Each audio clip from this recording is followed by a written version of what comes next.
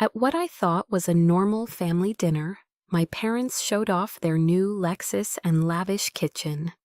Then my grandmother asked a simple question that exposed their 5-year lie. "Ikra Jessica, what have you been doing with the $2,000 a month I've been sending you?" My parents' faces turned to stone. They thought their biggest problem was their ungrateful daughter. They had no idea my grandmother had just started a war to take back everything. My name is Jessica Riley, and I'm 32 years old. The engine of my old Honda Accord rattled a familiar, tired rhythm as I turned onto the leafy, oak-lined street in Brookline. I clutched the steering wheel, a sense of weary obligation settling over me. Sunday dinners were a ritual, one that felt more like a summons than an invitation. As I drove, I rehearsed the safe topics: the weather, Boston sports, anything but my career. On the house I pulled up to stopped my breath. It was my parents' address, but it wasn't their home. The modest colonial I grew up in was gone, replaced by something grander. The lawn was impeccably manicured, the flagstone walkway was new, and parked in the driveway was a gleaming silver Lexus RX 350. So pristine, it still had the temporary dealer plates. It made my Honda, with its faded paint and minor dings, look like a relic from another era. Agni and I walked inside, to the sharp chemical smell of fresh paint. The entire first floor had been gutted and reborn. The cozy, cluttered kitchen was now a cavernous, open-concept space. My mother, Susan, was the centerpiece. She leaned against a vast island of Calicut quartz, a crystal glass of Chardonnay, held elegantly between her fingers. She wore a silk blouse that probably cost more than my monthly car payment. "And there you are," she said, her smile a carefully constructed mask. "Your father finally got that big promotion at the firm. We decided we deserved to enjoy it a little." Her gaze performed its usual critical sweep, starting at my sensible shoes and ending on my face, lingering for a moment on my simple work blouse and slacks. A faint sneer tightened her lips. "You know, Jessica, you should really think about finding a real job. Playing with pillows and fabric swatches is a cute hobby, but it's not going to buy you any of this." The words were a familiar needle prick, a well-practiced jab at my self-worth. I felt the heat rise in my cheeks, but forced a tight, polite smile. "It looks beautiful, Mom. Congratulations to Dad." The comment settled in my stomach like a cold stone. Dinner was beef Wellington, an elaborate show-off dish my mother only attempted when she wanted to impress. The statement tonight, however, was one of suffocating tension. The pastry was flaky, the beef was perfectly pink, but the air in the dining room was so thick I could barely swallow. My older brother Kevin, always the family's shining star, the Wharton graduate, looked haggard. He stared into a glass of whiskey, downing it in sharp, aggressive gulps, refilling it twice before the main course was even cleared. My father, David, was a ghost at his own table. He was unnervingly silent, a study in passive agreement, offering only a clipped nod to everything my mother said, his eyes firmly fixed on his plate. He looked like a man holding his breath. And then the front door opened, and the entire atmosphere shifted. In my grandmother, Eleanor, entered. She didn't need to announce her arrival. Her presence commanded the room, sucking the very air from it. A former real estate mogul from New York, she carried an aura of quiet, unshakable power in her tailored Chanel suit. She surveyed the renovated kitchen with an appraiser's cool, calculating eye, her gaze lingering for a moment too long on the new Lexus through the picture window. And when she took her seat, her movements deliberate and graceful, The small talk was brittle, strained, but Eleanor cut through it with surgical precision. "That's quite the car, David," she began, her voice dangerously calm. "Insurance management must be paying very well these days." My parents froze. I saw my father's hand tremble slightly as he reached for his water glass, his knuckles white. "Ah, yes," he stammered, his voice thin. "The market's been favorable." My mother jumped in, her voice a little too bright, launching into a frantic monologue about bonuses and portfolios, a string of empty words. Eleanor just listened, her expression unreadable, letting the silence that followed speak volumes. In the tension was a living thing, a palpable predator at the table. By the time my mother brought out dessert, she placed a perfect New York cheesecake on the table with a theatrical flourish, a queen presenting her crown jewel. It was then that my grandmother turned to me. Her voice was warm, laced with the genuine, uncomplicated affection I had always cherished from her. "In Jessica, darling," she said, and the whole table went still. "I just want to make sure of something.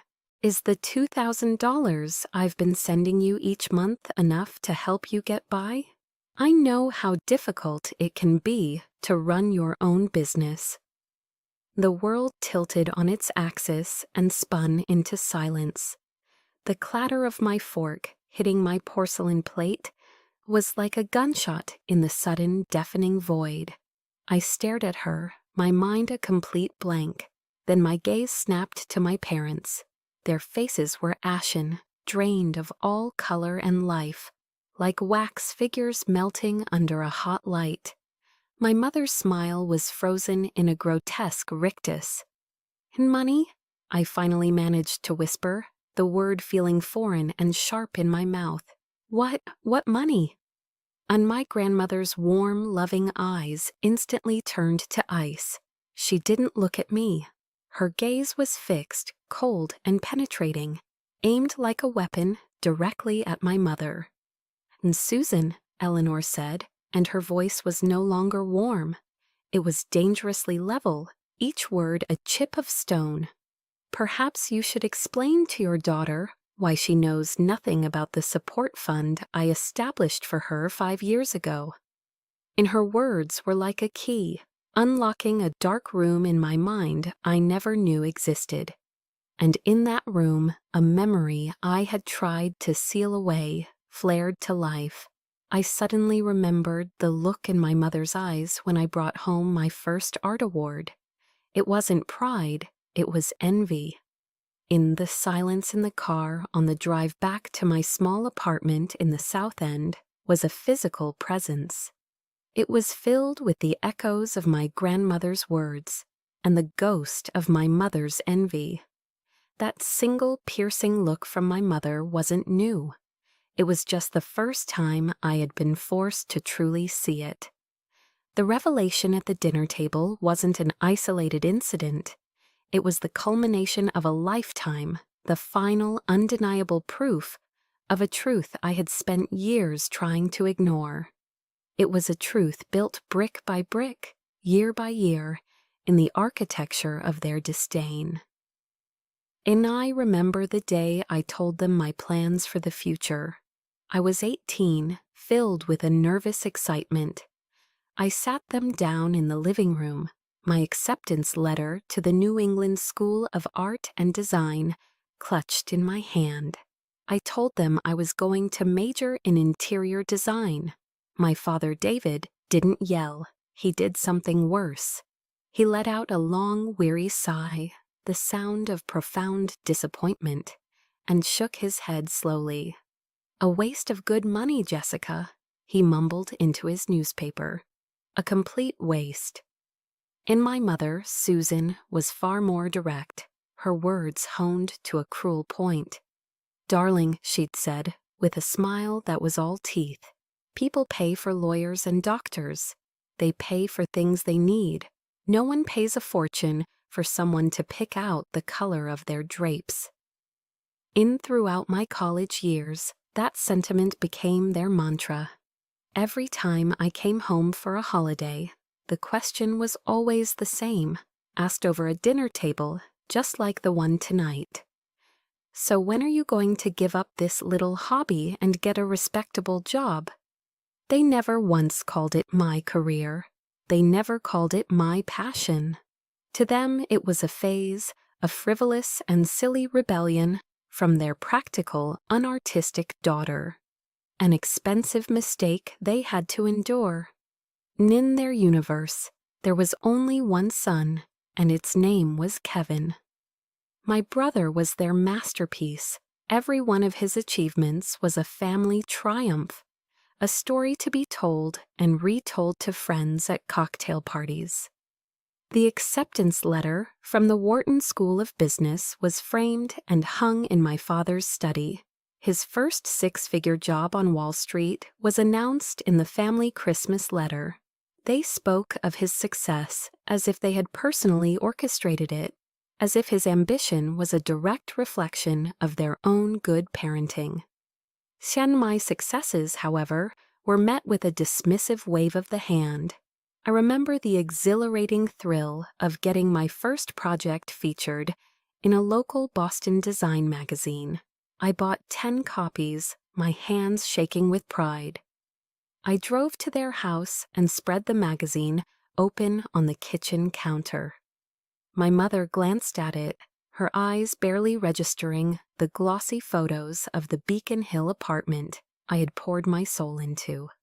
"Oh, that's nice, dear," she said, her attention already drifting back to her copy of People magazine.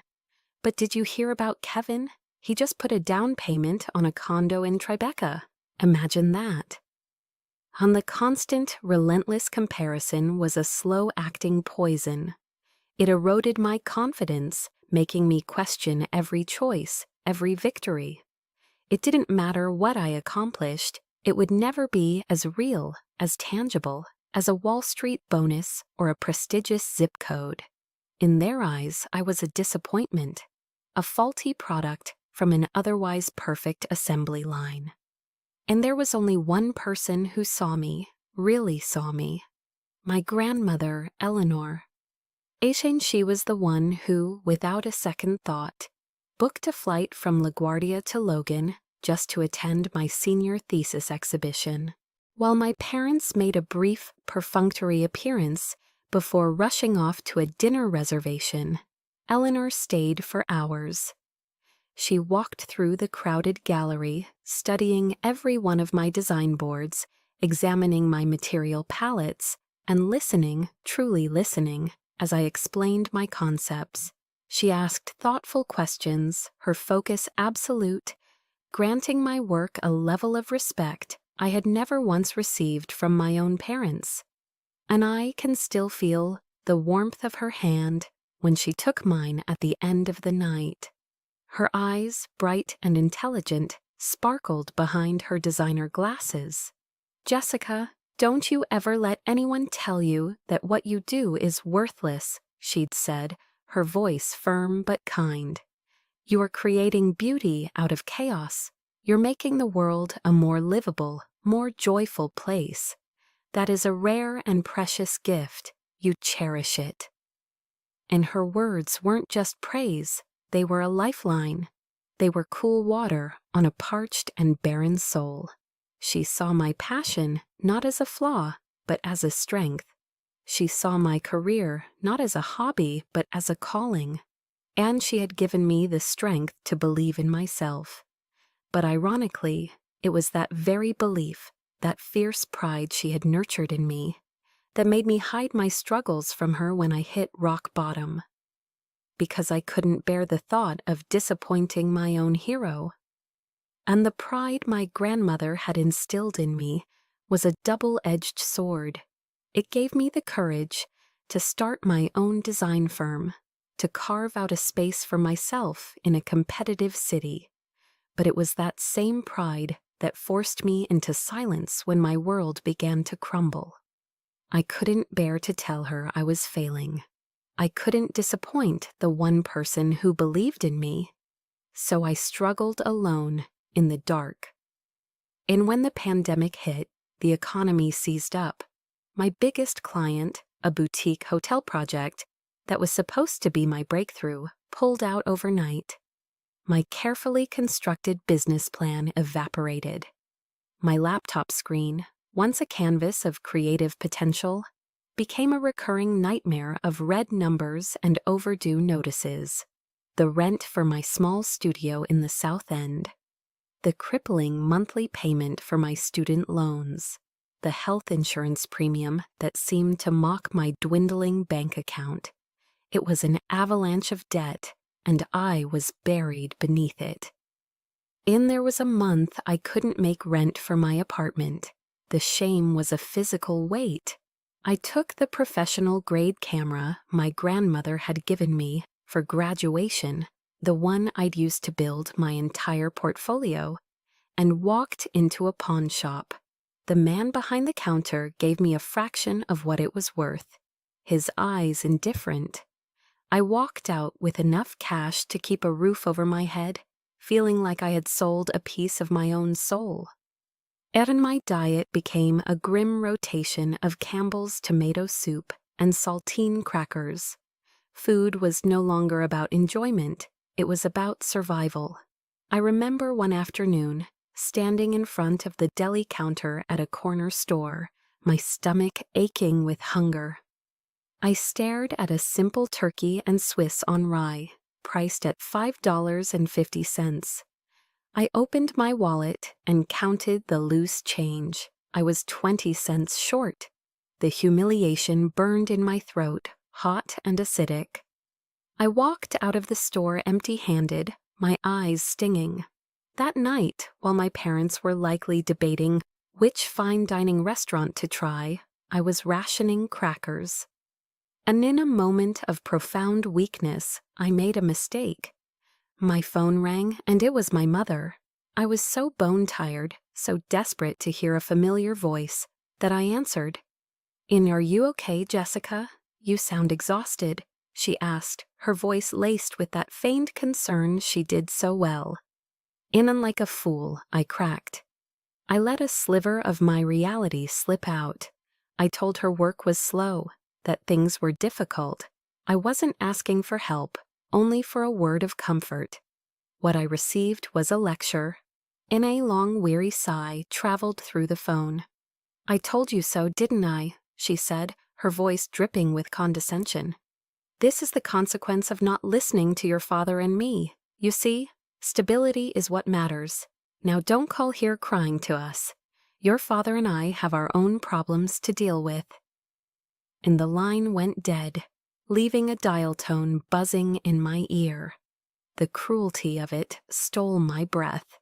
Later, through a casual comment from my brother, I learned what their problem was at that exact time. They were agonizing over which shade of pearl white to choose for their new Lexus. The image of them debating paint colors, while I was debating whether to eat or pay my electric bill, was a new, refined level of torment. And the breaking point arrived in a sterile, legal-sized envelope. It was a final notice from my landlord, taped to my apartment door. The cold, impersonal font spelled out my doom. I had 10 days to pay 3 months of back rent, or eviction proceedings would begin. The words blurred before my eyes. 10 days. On that night, I didn't even bother turning on the lights. I sat on the cold, hardwood floor of my living room, surrounded by the cardboard boxes I had never fully unpacked, monuments to a life I hadn't had the energy to build. The city lights of Boston glowed outside my window, a world away. For the first time in my life, I truly considered giving up. I saw my future laid out in stark, bleak terms: close the company, liquidate what little I had left, and fill out an application to be a barista at Starbucks. I would serve coffee to people who lived the life I had once dreamed of. The feeling of absolute, crushing failure washed over me. I had fought so hard, for so long, with every ounce of my being, and I had lost. In a wave of pure panic, I did something I had never done before. I called Kevin, not to ask for money, but just to hear the voice of someone who understood the pressure to succeed. And his response changed everything. And my hands were trembling so hard I could barely hold the phone. I called Kevin with no expectation, only a desperate need to hear a voice that wasn't steeped in judgment. I braced myself for a lecture, for the familiar disappointment. Instead, his voice came through the line, weary but kind. I explained the eviction notice, the words tumbling out in a rush of shame and panic. He listened without interruption. "Ann and Jess, I'm in the middle of this messy divorce. My own finances are a wreck," he said, and I could hear the exhaustion in his sigh. "But I can't let you get thrown out on the street. I'll send you something. It won't be much, but it'll be something." And a few hours later, a notification from my banking app lit up my phone. A small deposit had appeared in my account, just enough to cover 1 month's rent and keep the landlord at bay. The relief was so overwhelming, so profound, it brought me to my knees. For the first time in what felt like an eternity, I could breathe. I felt like I wasn't entirely alone in the universe. In a foolish burst of optimism, I mentioned it to my mother during our next obligatory phone call, hoping she might share a flicker of my relief. Her reaction was swift and cold. "And he's got enough to worry about with his own life falling apart, and you're bothering him for handouts," she snapped, her voice sharp as broken glass. "You're just a leech, Jessica, always needing something from someone." Her words extinguished the small, warm flame of hope in my chest, leaving behind nothing but cold ash. It was her cruelty that finally pushed me to do what I should have done months earlier. I swallowed my pride and called my grandmother, Eleanor. I didn't ask for money. My shame was still too great for that. I just needed to talk, to unburden myself to someone I knew wouldn't judge me. I told her everything: the failed projects, the sleepless nights, the gnawing fear. And she listened in her usual thoughtful silence. When I finished, there was a long pause on the other end of the line. Then her voice came, laced with steel. "You will not give up," she said, not as a suggestion, but as a command.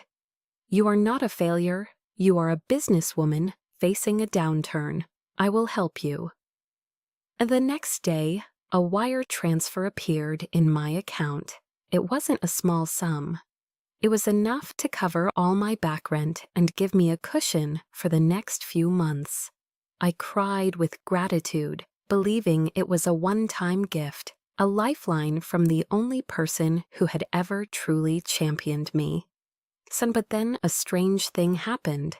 The next month, another deposit appeared, a smaller amount, but it was there, and the month after that, another. A quiet, steady stream of support was flowing into my life.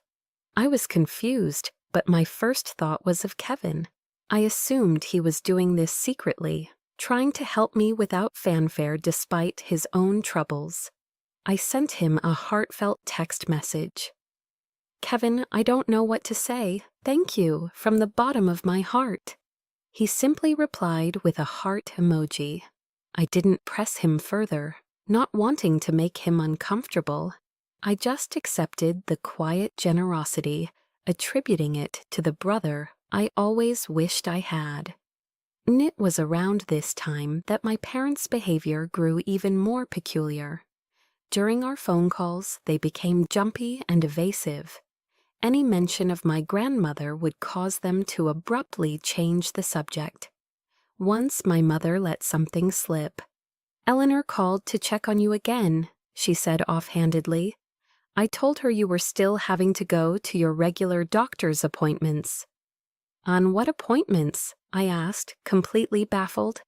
I hadn't seen a doctor in over a year. "No, nothing," she backpedaled quickly. I must have gotten you mixed up with someone else. My mind is a sieve these days."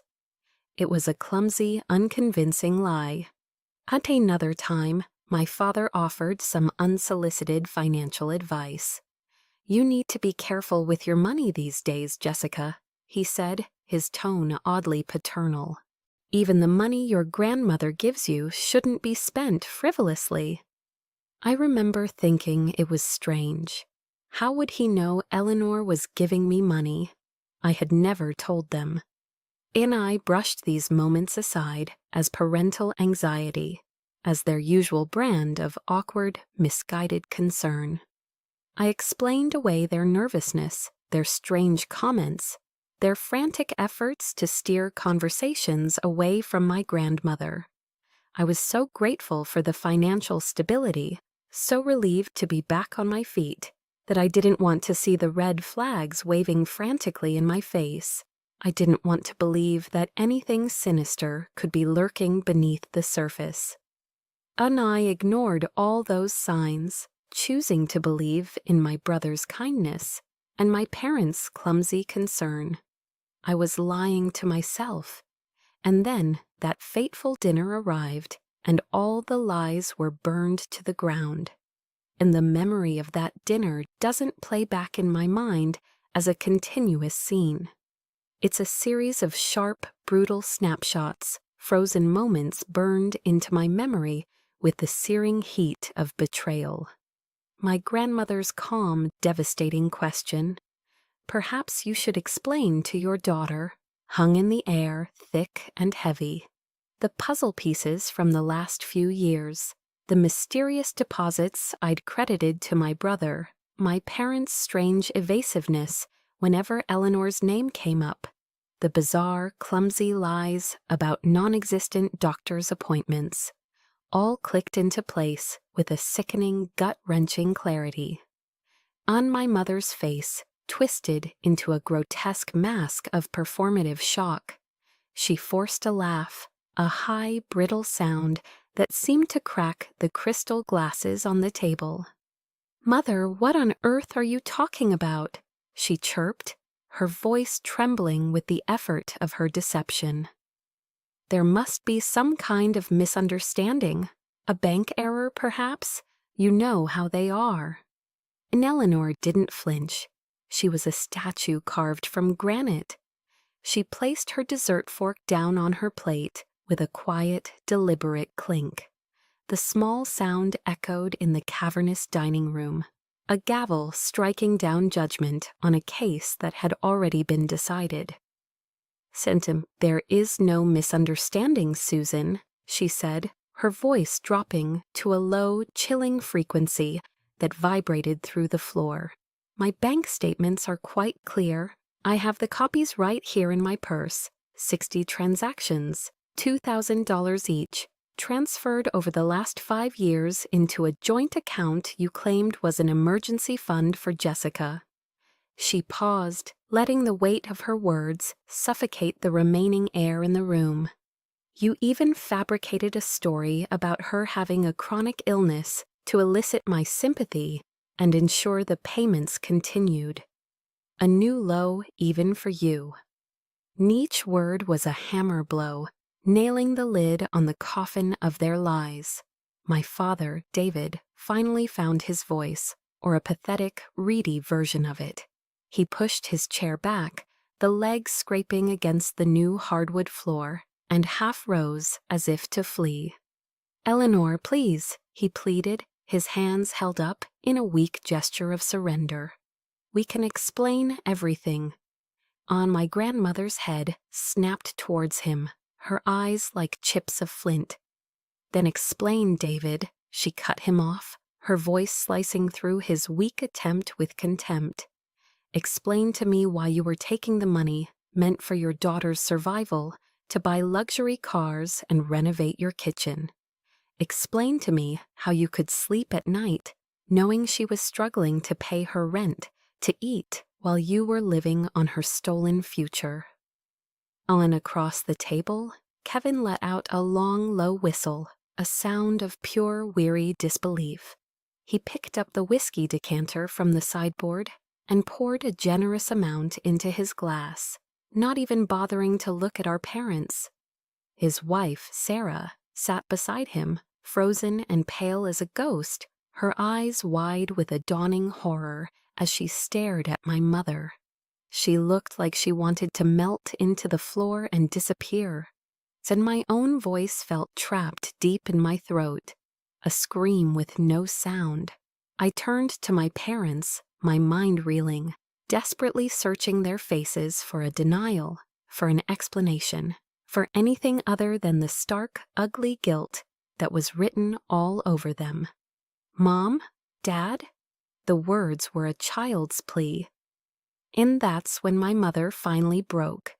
The elegant, sophisticated facade she had so carefully constructed for decades finally crumbled into dust. It didn't fall away gently, it exploded, revealing the raw, ugly bitterness that had been festering underneath for years. "And you were always her favorite," she shrieked, her voice cracking, with a venom that stunned me into silence. She pointed a trembling, accusatory finger at me, her face contorted with a lifetime of rage and resentment. "She gave you everything, the talent, the attention, the damned money. Why shouldn't we get a little piece of that?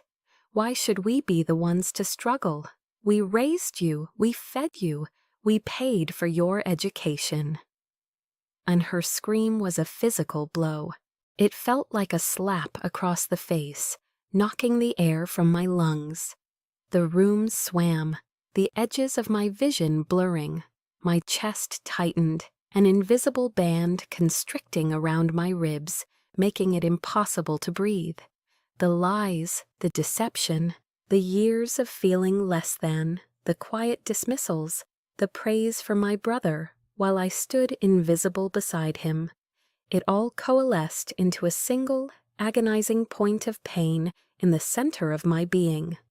"And so you stole my money?" I asked, my voice a broken whisper, hardly recognizable as my own. The words felt like sandpaper, scraping my throat raw.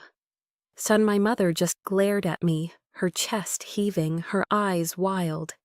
It was my father who answered. He couldn't meet my eyes. He stared down at his half-eaten slice of New York cheesecake, as if it held the secrets to the universe. His shoulders slumped in utter, cowardly defeat. "And it was about $120,000, he mumbled, his voice so low I could barely hear him over the frantic pounding in my ears. "Over the past 5 years. $120,000. The number was abstract, meaningless. It didn't compute. All I could see were the nights I'd gone to bed hungry, the shame of selling my grandmother's camera, the sheer cold terror of the eviction notice taped to my door. Every sacrifice, every moment of fear, every tear I had shed, they had paid for this house, this car, this life built on my stolen security. In $120,000. The number danced and swirled in the dizzying vortex of my mind, but as the initial shock began to recede, it was replaced by a creeping, ice-cold dread. This was the lie they had been caught in, but what other lies were there? Another colder question began to form in the wreckage of my heart. Was this everything? The air in the room was thick with the stench of unveiled lies. My mother's furious justification about paying for my education still hung in the air, a pathetic, screeching attempt at martyrdom. But my grandmother, Eleanor, remained perfectly, terrifyingly calm. Her composure in the face of such chaos was the most frightening thing in the room. It was the calm of a general who had already won the war and was merely observing the enemy's final, desperate throes. She turned her gaze back to my mother, a single perfectly sculpted eyebrow raised in theatrical disbelief. "You paid for her education, Susan? Is that the story you're telling yourself to sleep at night?" A fresh wave of confusion washed over my shock. My mind reeled back through years of carefully planted remarks. I remembered the constant, casual reminders throughout my college years, the frequent lectures about how they had to tighten their belts, how they had sacrificed so much for my expensive hobby. They had worn their supposed sacrifice like a heavy cloak, a badge of honor they could flash whenever they wanted, to remind me of the debt they believed I owed them for the rest of my life. And Eleanor didn't wait for an answer. She was the prosecutor and the judge. Because according to my records, she continued, her voice as sharp and precise as a surgeon's scalpel, the Riley Educational Trust Fund, which I established for each of my grandchildren upon their birth, paid for every single penny of their undergraduate tuition, in full, directly to the universities. In and on the impact of that statement was seismic. Kevin, who had been staring morosely into the amber depths of his whiskey, snapped his head up. The weary cynicism on his face was replaced by a raw, new kind of shock. His wife, Sarah, gasped audibly, her hand flying to her mouth as she looked from Eleanor to my parents. I just stared, completely bewildered. A trust fund? The words sounded foreign, like a concept from a movie about wealthy East Coast dynasties, not my middle-class suburban life. And for the first time all night, Kevin's voice cut through the fog of his own misery, sharp and clear and dangerously sober. "Where is that money, Dad?" he asked, his gaze pinning our father to his chair. It wasn't a question, it was an accusation. My father flinched as if struck. He stammered, his eyes darting wildly around the room, looking for an escape route he couldn't find. There were some investments, a few bad deals. They didn't pan out as expected. In a short, ugly sound of derision escaped my grandmother's lips. It wasn't a laugh, it was a noise of pure, unadulterated contempt. "Investments, David?" she scoffed, leaning forward slightly, her voice dripping with ice. "Don't you dare call throwing your children's money at speculative tech startups and risky offshore ventures an investment. Call it what it was, gambling. You gambled with your children's futures to chase a fantasy." And Sarah, her face now a pale, sickly shade of green, turned to my father, her voice a trembling whisper. My fund too? The money for our future house?" The suffocating, guilty silence that emanated from my parents was all the answer she, and all of us, needed. My mother looked away, suddenly fascinated by a loose thread on the tablecloth, refusing to meet anyone's gaze. My father's head sunk lower and lower, his shoulders collapsing inward, as if the weight of his decades of deceit had finally crushed his spine. They hadn't just stolen from me, the daughter they resented. They had stolen from all of us. From their golden boy, the son whose success they paraded like a trophy. From the daughter-in-law they pretended to adore. They had systematically, callously plundered the very futures their own mother had tried so desperately to secure for us. But the final, most vicious cut was yet to come. It was the one reserved just for me. Eleanor's gaze softened as it fell on me, but the sudden, overwhelming pity in her eyes was almost worse than her anger. It made me feel small and fragile, like a broken doll she was about to fix. "Jessica, my love," she said, and her voice was gentle now, which somehow made the words that followed even more horrific. "Your student loan debt, the one you've been so diligently paying off every month for years, it was settled 3 years ago, paid in full directly from your trust. My lawyer has the signed, notarized confirmation." And the world went silent. A high-pitched ringing filled my ears, a keening wail that blocked out all other sound. It was the sound of my entire reality shattering into a million irreparable pieces. "Fatonia, no," I whispered, shaking my head slowly, trying to ward off the truth. "No, that's not possible. I just made a payment last week. I get the statements from the loan company every month." My grandmother's voice was clear and steady, a lighthouse in my personal storm of disbelief. "Those statements were being forwarded to your parents' address, Jessica. The money you've been paying, your hard-earned money, has been going directly into their personal bank account." And the floor didn't just fall away from beneath my feet. The entire universe collapsed into a black hole. This wasn't just theft. This was a different, more profound level of evil. This was a calculated, long-term act of psychological warfare. They hadn't just stolen from me. They had actively, knowingly, sadistically allowed me to struggle under the crushing weight of a phantom debt. They had watched me panic over money, listen to my fears, and then cash the checks I sent them, money I earned through my own sweat and sleepless nights, to fund their lifestyle. They had turned me into an unwitting accomplice in my own fleecing. They had made me a fool. The anger inside me was no longer hot and explosive. It turned to ice. A strange, chilling calm settled over me.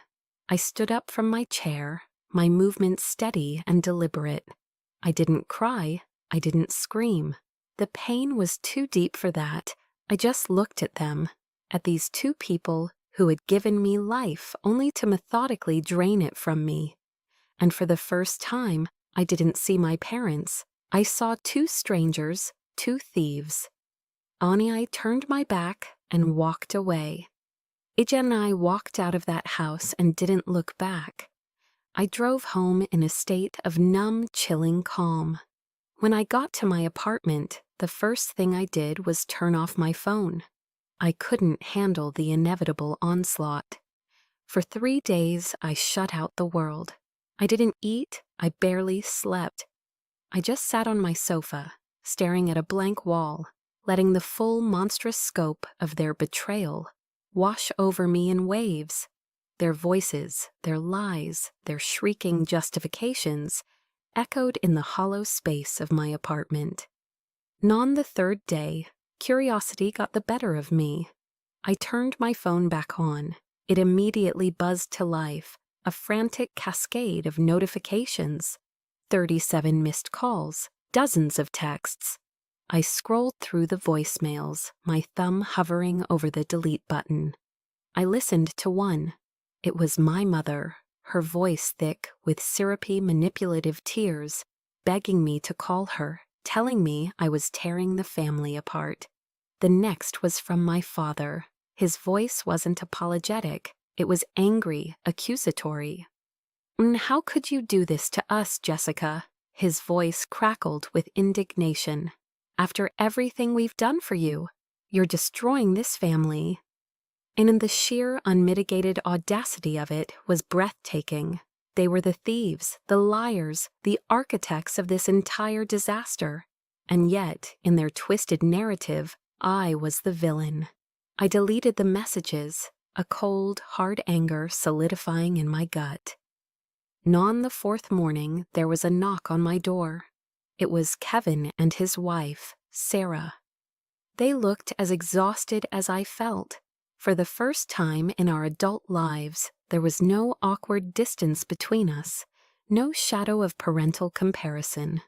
We just sat in my small living room, 3 survivors of the same shipwreck, united in a silent, shared grief. Inouen. After a long moment, Kevin, the brother who had always been the strong, unflappable one, buried his face in his hands and began to sob. Deep, wrenching sobs of a man whose entire foundation had been ripped out from under him. Sarah sat beside him, rubbing his back, her own eyes red-rimmed and hollow. She told me, her voice trembling, that she had almost dropped out of her master's program because they couldn't afford it, never knowing a fully funded trust existed in her name. We realized then how skillfully our parents had divided us, pitting us against each other with lies of scarcity and favoritism. Now, stripped of those lies, we were finally seeing each other clearly. "Anan, we can't let them get away with this," Kevin finally said, lifting his head. His eyes were bloodshot, but his voice was filled with a steely new resolve. "Not this time." In an as if on cue, my phone rang again. This time it was Eleanor. Her voice was calm and steady, an anchor in my swirling sea of chaos. "Come to New York, Jessica," she said simply. "Come to my apartment in Manhattan. There are some things you need to see." In 2 days later, I was sitting in my grandmother's stunning penthouse apartment overlooking Central Park. The view was a panorama of power and success, everything my parents had craved and tried to fake. She didn't offer platitudes or comforting hugs. She offered something far better: ammunition. Tian. She placed a thick, leather-bound file on the glass coffee table in front of me. "My lawyers have been busy," was all she said. I opened it. Inside was the entire sordid history of their greed, meticulously documented. There were bank statements showing transfers from our trusts into their personal accounts, followed immediately by payments to luxury car dealerships and high-end contractors. There were copies of the trust fund documents outlining the exact terms they had violated. There were damning email exchanges between my father and a series of shady investment brokers, detailing the catastrophic losses of their get-rich-quick schemes. The final tally was even more staggering than I had imagined. Over the last decade, they had funneled nearly $400,000 of our money into their pockets. Enazes. I stared at the black and white proof, the cold, hard numbers on the pages. A strange thing happened. The searing pain in my chest began to recede. The hurt didn't disappear, but it was overshadowed by something else. A cold, clear, and absolute certainty. The emotional fog had lifted, and for the first time, I wasn't a victim. I was a woman with evidence. My grandmother asked me what I wanted to do. I looked down at the file, at the undeniable proof of their crimes, then up at her worried but resolute face. "And I want them to face the consequences," I said, my voice quiet but firm. "Not in a court of law, in front of the world they tried so hard to impress." My grandmother, Eleanor, chose a battlefield of her own design. It wasn't the chaotic theater of a public courtroom, but a sterile mahogany-paneled conference room on the 40th floor of her lawyer's high-rise office in downtown Boston. The view from the floor-to-ceiling windows showcased the city skyline, a glittering testament to real power and influence, the very things my parents had desperately tried to imitate. There was no pretense of a family gathering, no beef Wellington, no cheesecake. This was a corporate execution, cold and bloodless. The air in the room was cold and still, recycled and smelling faintly of paper and lemon polish. It felt like a morgue. My parents sat on one side of the long, polished table, looking shrunken and insignificant under the harsh, humming fluorescent lights. They looked as if they had aged a decade in a single week. The arrogant self-satisfaction they wore like a second skin had evaporated, leaving behind the hollowed-out, haunted look of pure animal fear. On the other side of this vast expanse of wood sat my grandmother, a portrait of icy composure, flanked by her silver-haired, stone-faced lawyer, Mr. Davies. Kevin, Sarah, and I sat beside them, a silent, united front. I felt a strange sense of detachment, as if I were watching a movie of someone else's life. Chin, my mother, true to form, began with a tearful, rambling apology. It was a performance of remorse so transparent and poorly rehearsed that it was deeply insulting. We never meant for any of this to happen," she began, dabbing at her perfectly dry eyes with a pristine tissue she'd produced from her handbag. "We just got in over our heads. We made some mistakes. We always loved you kids so much." Mr. Davies cut her off without even looking up from the thick stack of papers in front of him.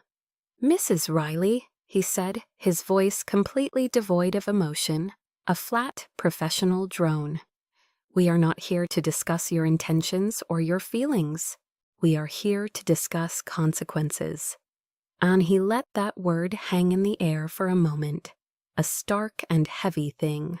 Then he began, laying out their situation with the cold, dispassionate precision of a surgeon about to perform a radical amputation.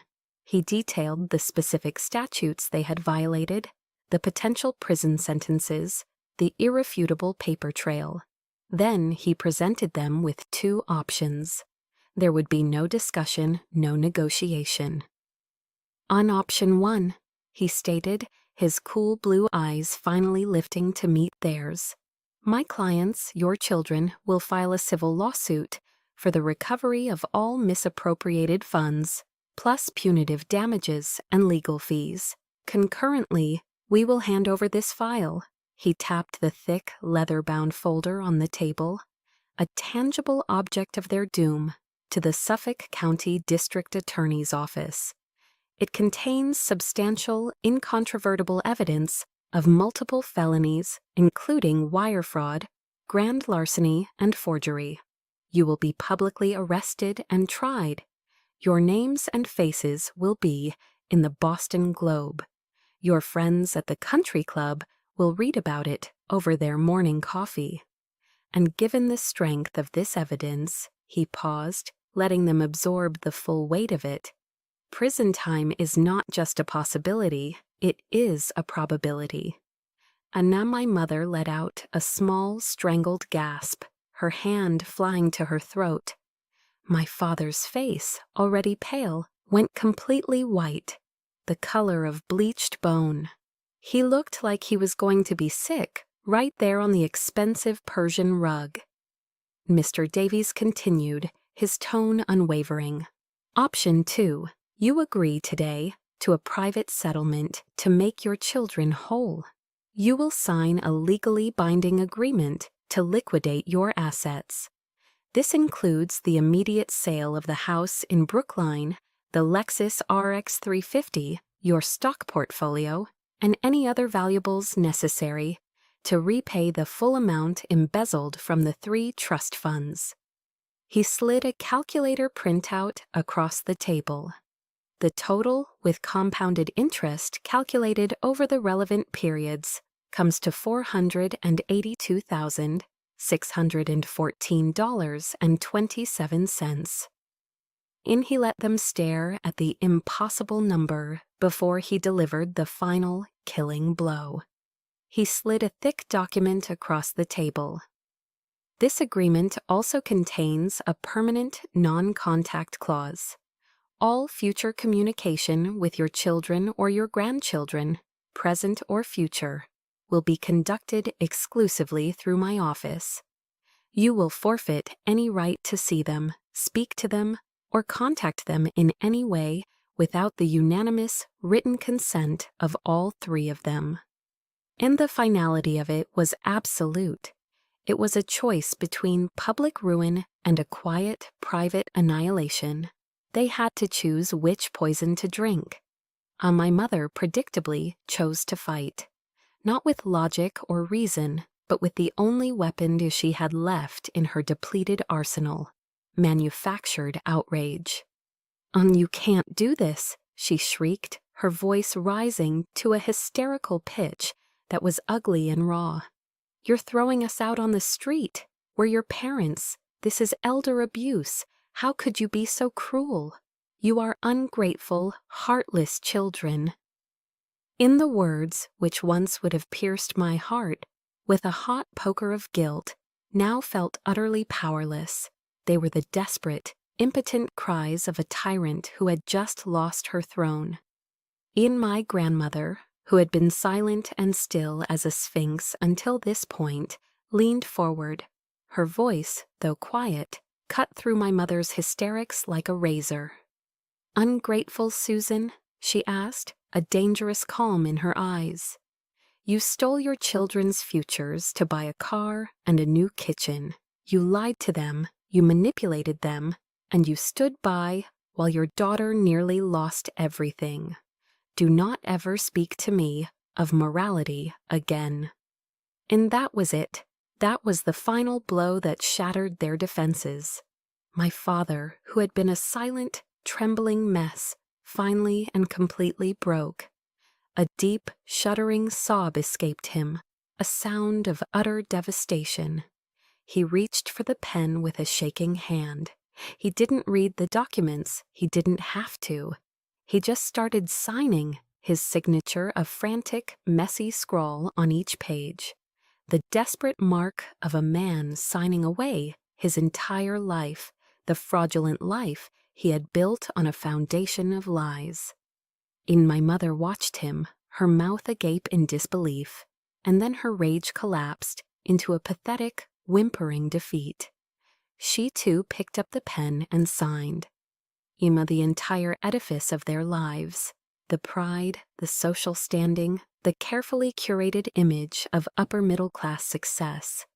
It all crumbled to dust right there in that cold, silent conference room. I watched the last of their power drain away, leaving them exposed as what they truly were. Two selfish, frightened people who had squandered everything for nothing. In nays we stood up to leave. My mother looked at me one last time, her eyes filled with a venomous, pleading hatred. I met her gaze and felt nothing. No anger, no pity, no sadness, just a vast, quiet emptiness. At Chennays we stepped out of the lawyer's office into the bright, indifferent afternoon sun.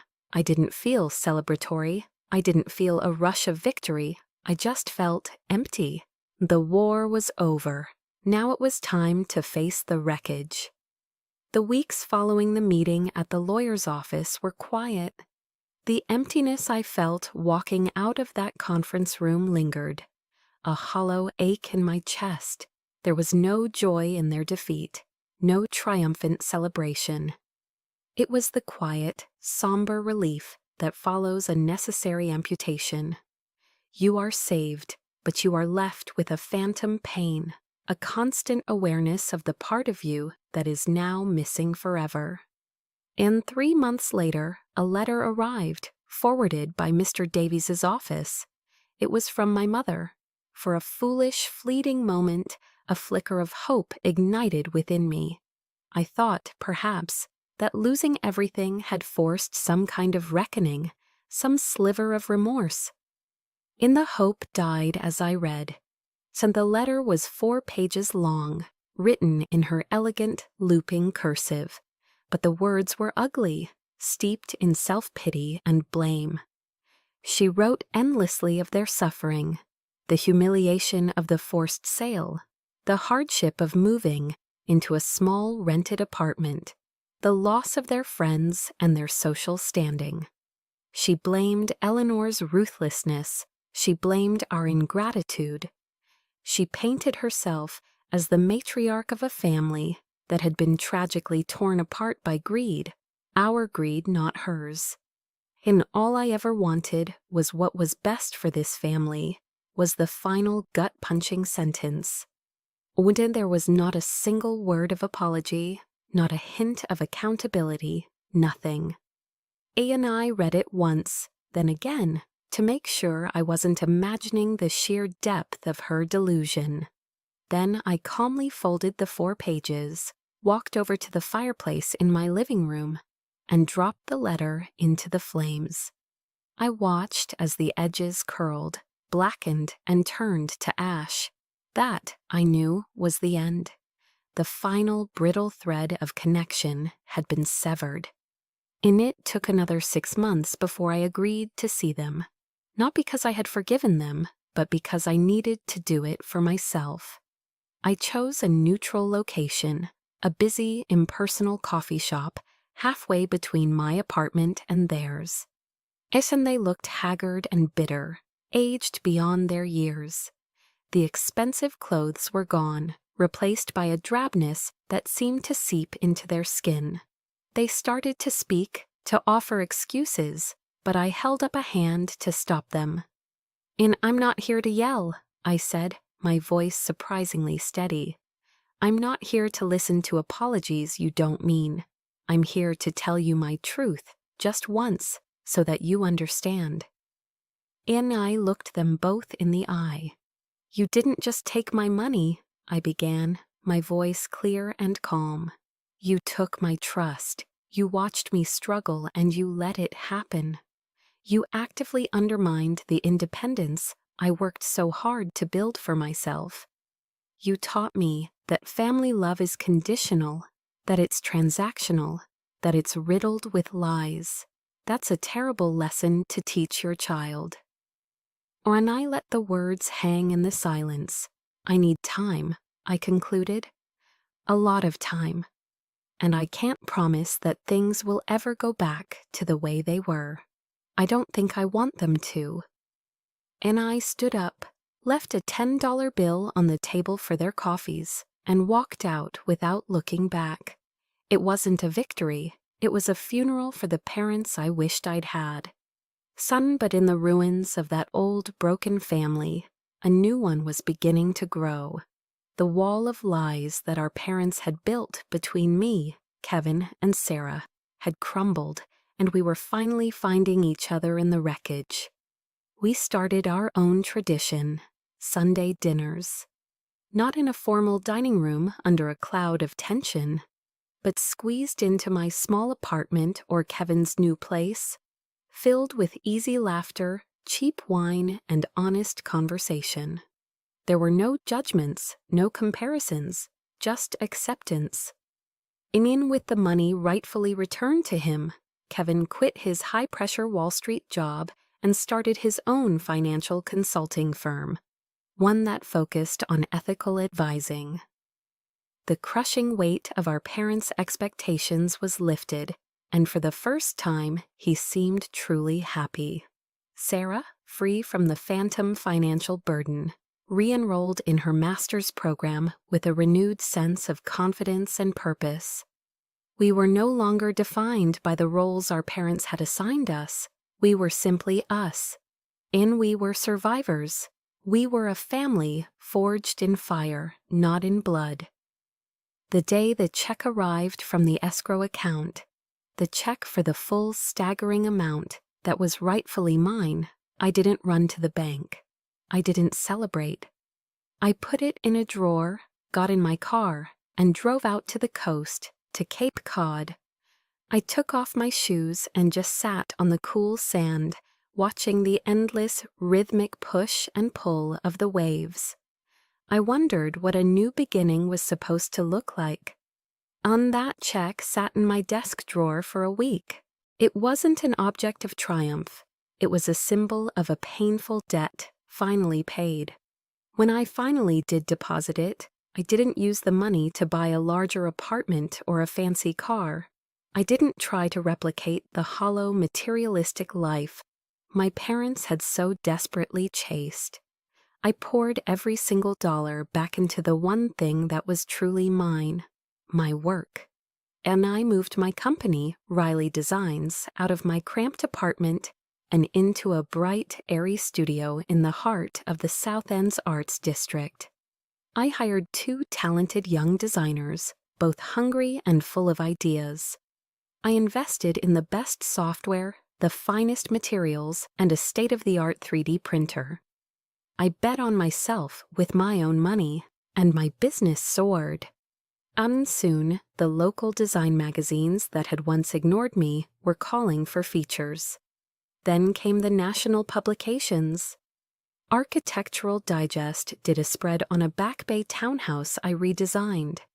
LA decor featured my work on a modern Cape Cod beach house. One afternoon, standing in a space I had transformed from a dusty, forgotten shell into a living, breathing work of art, I finally understood my own legacy. It wasn't something that could be held in a trust fund or passed down like silverware. It was forged in my own mind and built with my own 2 hands. That was a wealth no one could ever steal from me again. My definition of family changed too. It was no longer a word tied to obligation and pain. My family was now Eleanor, Kevin, and Sarah. We spent holidays together, renting a big house in the Hamptons for a week in August, our days filled with sun, sand, and easy laughter. Our Sunday dinners became a loud, chaotic, and joyful tradition. My grandmother, now a little frailer, a little slower, would sit at the head of the table, her eyes shining with a quiet, profound happiness as she watched us. She had taught me the most valuable lesson of all. Family isn't about the blood you share.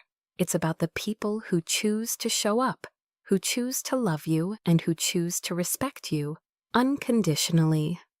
2 years after that fateful dinner, I was invited to be a keynote speaker at a Kegged Women in Design Year conference in Boston.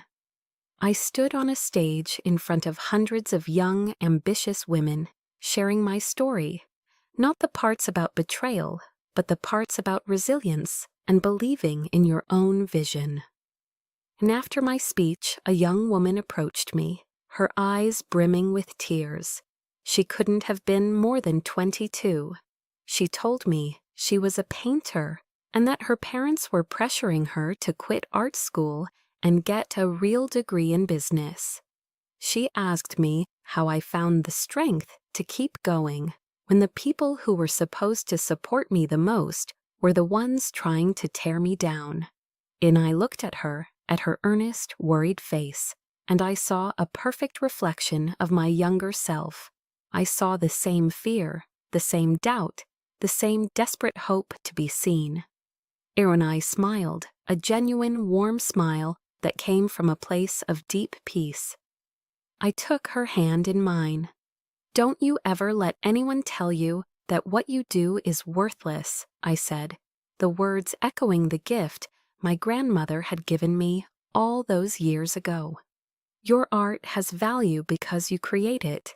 Believe in yourself, fiercely and unapologetically, even and especially when no one else does." In that moment, watching a wave of relief and determination wash over her face, I knew my healing was complete. The betrayal no longer defined me. It was no longer an open wound, but a healed-over scar, a reminder of a battle I had fought and won. It was just one chapter in my story, and it was the chapter that had forced me to find my own unbreakable strength. So thank you for joining Jessica on her journey to reclaim her power.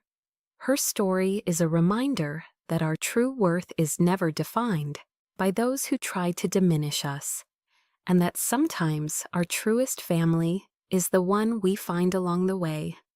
So if her story resonated with you, please know you are not alone. This community is a place for survivors. We would be honored if you shared a piece of your own story in the comments. Perhaps tell us, who was your Eleanor? The person who believed in you when no one else would? Unknown, like and subscribe for more stories that understand. Ikabo tenon, ano in.